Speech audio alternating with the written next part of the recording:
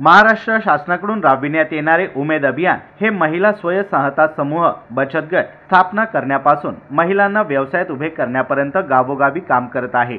महिलांच्या विविध स्तरावर संस्था स्थापन करून त्या संस्था बळकट करताना महिलांची आर्थिक उन्नती साधून दारिद्र्य निर्मूलनाचे काम मोठ्या प्रमाणात करीत आहे। महाराष्ट्र राज्य ग्रामीण जीवनोन्नती अभियानाला स्वतंत्र कायमस्वरूपी विभाग म्हणून आस्थापनेला मान्यता देऊन सर्व कार्यरत कर्मचारी व अधिकारी यांना शासनाच्या समकक्ष पदावर कायमस्वरूपी सेवेत समाविष्ट करून घेण्यासाठी मागणी उमेद महाराष्ट्र राज्य महिला व कर्मचारी संघटनेच्या वतीने करण्यात आली आहे। या प्रमुख मागणीच्या अनुषंगाने संघटनेच्या वतीने गाव स्तरापासून ते राज्य स्तरापर्यंत टप्प्याटप्प्याने कृती कार्यक्रमाची आखणी करण्यात आली आहे। या माध्यमातून शासनाचे लक्ष वेधून मागण्या मान्य करण्यासंदर्भात लोकशाही पद्धतीने गाव, प्रभाग, तालुका, जिल्हा व राज्य स्तरावर आंदोलने, प्रभात फेरी, मागणीबाबत जनजागृती, मेळावे, उमेद मागणी जागर, दिंडी व महाअधिवेशन भरविण्यात येणार असल्याचे राज्य समितीच्या बैठकीत निर्णय घेण्यात आला आहे। तसेच अधिकारी कर्मचारी संघटनेचे अध्यक्ष स्वप्नील शिर्के व कॅडर संघटनेचे अध्यक्षा रुपाली नाकाडे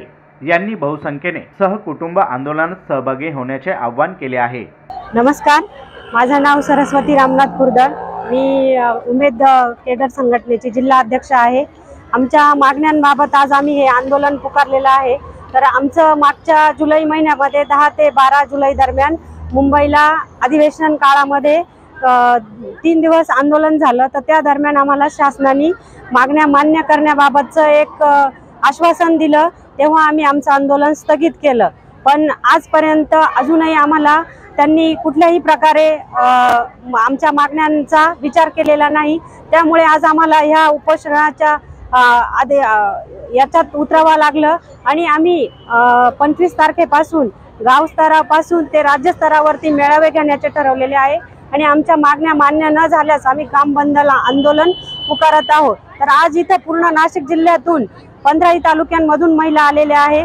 आमची एकच मागणी आहे की आमचा जो विभाग आहे तो कंत्राटी नसून स्वतंत्र विभाग असावा, जेणेकरून आमच्या ज्या 84 लाख कुटुंबांपर्यंत आमचं अभियान जे काम करत आहे तर त्यांच्यापर्यंत त्यांनाही न्याय मिळावा आणि जे कर्मचारी काम करत आहे त्यांनाही कुठेतरी न्याय मिळावा आणि केडरलाही न्याय मिळावा, अशी आमच्या सर्व केडर संघटनेच्या वतीने मी मागण्यांबाबत सांगत आहे।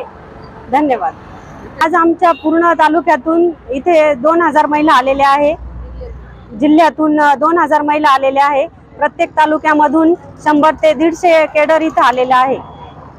यावेळी केडर संघटनेचे जिल्हा अध्यक्ष सरस्वती रामनाथ कुरदळ, सचिव विजय शांताराम खैरनार, कोषाध्यक्षा भारती अविनाश नाठे, उपाध्यक्षा जयश्री माणिक महाले, विभागीय अध्यक्षा मनीषा कैलास कहांडळ, कर्मचारी संघटनेच्या जिल्हाध्यक्ष उज्ज्वल सोनवणे, उपाध्यक्ष संदीप सिसोदिया, सचिव अमोल बाविस्कर, कोषाध्यक्ष नितीन कापुरे यांसह आदी पदाधिकारी उपस्थित होते।